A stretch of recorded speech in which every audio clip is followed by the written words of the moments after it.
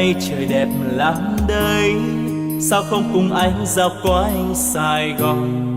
Vì vụ trên xe qua khắp nẻo đường, ngắm phố phường ta luôn mến thương.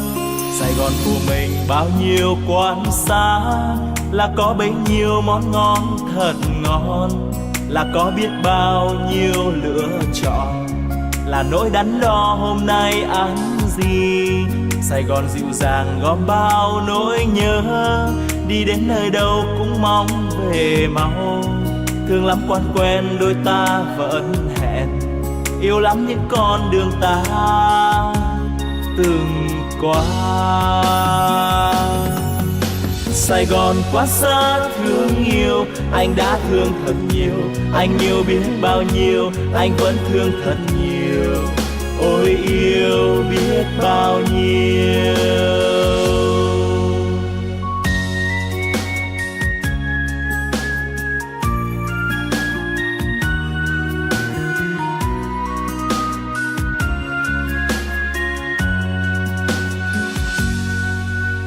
Hôm nay trời nhiều nắng ấm, sao không cùng nhau dạo quanh Sài Gòn.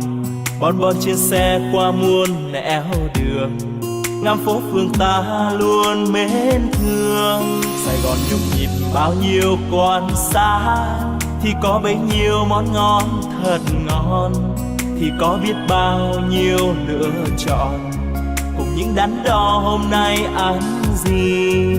Sài Gòn nồng nàn gom bao nỗi nhớ, đi khắp nơi đâu vẫn mong về mau. Thương lắm quan quen đôi ta hò hẹn, yêu lắm những con đường ta đã qua. Sài Gòn quá xa thương yêu, anh đã thương thật nhiều, anh yêu biết bao nhiêu, anh vẫn thương thật nhiều. Ôi yêu biết bao nhiêu, anh đã thương thật nhiều, anh yêu biết bao nhiêu, anh vẫn thương thật nhiều. Ôi yêu biết bao nhiêu, anh vẫn thương thật nhiều. Ôi yêu